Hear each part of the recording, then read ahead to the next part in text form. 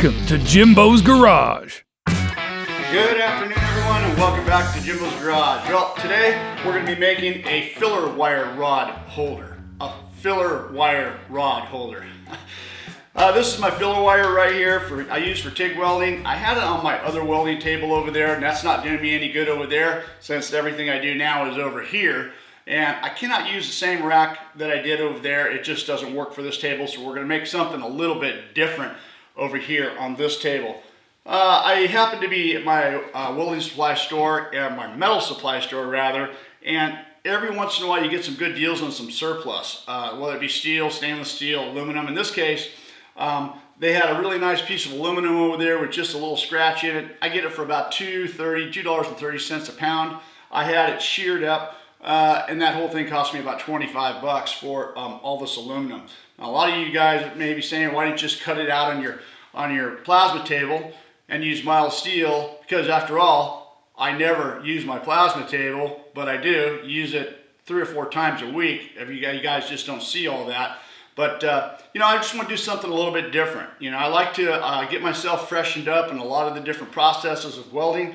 And so I'm going to make this rack out of aluminum. We're going to put some 1-inch PVC Schedule 40 pipe, 2 side by side, and about 8 or 9 tall. It'll allow me for about 18, maybe 20 rows for this filler wire to fit in there. Be a really good sense of organization.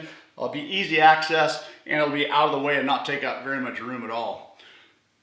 So before we get started, I want to talk a little bit about social media. Instagram, Facebook. Those of you guys who don't follow that too much, it is a great source of information in the welding community, a great group of guys. Just for example, I don't do a lot of aluminum welding. I did some practice coupons. They turned out pretty good. I was happy with it, but I knew it could be better. So I reached out to my friend Justin at the Fabrication Series. He does a lot of aluminum. He has the same machine that I have. He teaches a lot of classes. And I just happened to tell him the settings that I was using. He told me to make a couple slight changes here and there. I did that, and it was a huge difference. And so thanks, Justin, for your information on that. I really appreciate it. And also on Instagram, my good friend Connor at Stacking Dimes. If you guys haven't checked it out, I suggest you check it out. He's got some amazing stuff over there. Check it out. That's Stacking Dimes on Instagram. All right, let's get started with today's video. All right, so the first thing I did was grab the sheet of aluminum and kind of lay it in there up against where I wanted it to go. And you can see I've got a little bit of an angle there, and I want it that way. I want to be able to have a little bit of angle to it so the tubes, when I put them in there, they don't have a tendency to want to slip out. You can just see I took it over to the bandsaw and just cut that angle out, and then grab the drop piece and flipped it over to the other side, and that's how I cut out the other side. Using this is a wood cutting blade on my bandsaw, and it really cuts aluminum really easy. It's not so good for mild steel. You'd probably launch that blade in no time, but that works out really good for aluminum. And I just duplicated it with the second piece right here. I did make a little bit of a mistake. These pieces are 36 inches long. My tubes are 36 inches long, and I thought this would be the perfect length. I'd have maybe a ½ inch of stick out left over after the tubes are in. But after cutting off this angle right here, that actually shortened it up about 2½ inches shorter than I really wanted it. But nevertheless, it's still going to work out pretty good. You can just see I'm cutting off the side pieces and the end pieces, and nice clean material, and getting ready to weld everything together. I'm still getting used to the welding table and the clamping, the fixture devices here. You can see me clamping everything together using the squares and the fixturing clamps. Now, this might be a little bit of overkill, but hey, I'm trying to get used to how everything works, and so far, I'm really loving it. You can see I just got some good tacks right in there, and everything stayed nice and square, nice and plumb. That worked out really good. I was having so much fun at this point, clamping everything together, and I was excited about the way everything is working, that I forgot actually what I was doing. And you can see that I'm kind of closing in the box here, and this wasn't my intent. I need to leave one of the sides open in order to get the filler rod in. And it was here pretty quick once I realized I had made that mistake, and it wasn't too much of a problem to cut it open, and I was right back in business.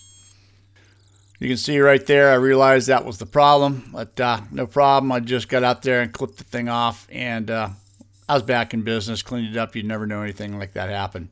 And it's on to finishing up the box right here. Again, just putting the strips on. And, you know, when I'm doing this, everything is a really tight fit. You know, there's not a lot of gap in here, so that makes the job a little bit easier. And at least for the welding part and the tacking part, so it worked out really good. Now, I do got to say that, you know, it isn't necessary to completely weld this all the way around. You know, I am doing this just for some practice. You know, you could get away with something like a 1-inch bead every 6 or 8 inches. It's all you're going to need. This is a non-structural box. Now, I realize that, but what fun would that be? I'm trying to get better at my aluminum welding skills here, so I just want to go ahead and weld this thing all the way around. It's just going to help me to get better. And that was the goal right here. You can see I'm moving along here pretty good. There's a couple of things that I noticed is it started to get pretty hot with this air-cooled torch. Even though I've got my TIG finger on there, it even started to get a little hot. My hands started to get a little bit hot, and I got to the point where it just got unbearable. And, you know, I'm only about, I don't want to say 2 feet in before I realized that that's it. I got to get rid of this air-cooled torch and switch over to the water-cooled torch. You know, that was an easy change for me with the 221. Just flipped them over and then turned on the Arctic Cat, and I'm ready to roll. Back in business, the TIG finger and the filler rod material, and just going at it. Again, one of the other things that I was telling you that I need to get a little bit more experience with, and that is feeding the filler wire in with my fingers. You know, it takes a little bit to do that. A lot of guys are really good at it, but I think that comes with a lot of practice. And like I said, I don't do a lot of really long-term welding like this, TIG welding like this. So it's just going to take me a little bit of time, but I'll eventually get it. You know, there's nothing like just getting some experience behind your belt, sitting down here and doing this aluminum TIG welding, or any kind of welding for that matter. I'll eventually get to where I can feed the wire in with my hand. It might be able to start to start and stopping like I do along here, but that's okay. Good experience. I'm having a good time doing this. Not to mention the welds are turning out pretty good, really, for a guy that doesn't do a lot of it. And I just wanted to fill in the ends right here, and then we'll move on to the back side. You know, welding horizontally and vertically with TIG welding, I found works pretty good. You know, I thought maybe the puddle would sag, but it really doesn't. It just stays right in there. It's a good, fun little process. You know, and you know, it's not. I don't do a lot of it, but hey, it's great to be able to use all these different types of processes and different types of material. So one of the last things I'm doing right here to complete this box is I've got a piece of aluminum angle that I'm going to go ahead and put on the corner. And this is what I'm going to be using to fasten the box to the welding table. And I just put a couple 2-inch long beads on either side and one short one there in the middle. And then just for fun, I flipped it around and got a little bit on the inside. This isn't going anywhere. All right, so the box is done. That was a fun little project. Aluminum welding there, TIG welding. That was great. This is the 1-inch Schedule 40 PVC tubing, and all my tubes fit right inside of this tubing, and it worked out really good. You can see that this is how I mounted it to my welding table, that angle iron, and I just got in from the back side. Yeah, I'm kind of a big guy. This is a small space. I struggled a little bit here. Not a lot of leverage to push the pilot hole through there, but I eventually got it. And just putting in 3 fairly large self-tapping metal screws is all it really takes to hold this where it needs to be. All right, you can see that I'm putting the tubes in now. You might notice that these are four metal tubes that are at the very bottom. And the only reason why that is two of the tubes I have are slightly larger than all the rest, and they wouldn't fit inside the Schedule 40 PVC. But they did fit inside those metal tubes, so I use those at the bottom. I stacked everything in there, and I actually gave myself a couple of extra spaces left over because I'm sure that I'll be adding some more filler wire as time goes on.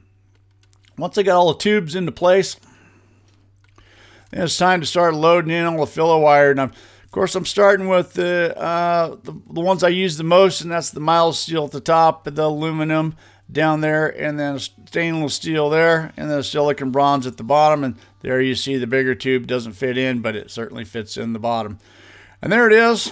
Everything's all in. There's a great little addition to the welding table, a good sense of organization. I hope you guys really enjoyed the video. Don't forget to check us out on Facebook, follow us on Instagram, and check out my website, jimbosgarage.com, for your torch lead holders and latest swag.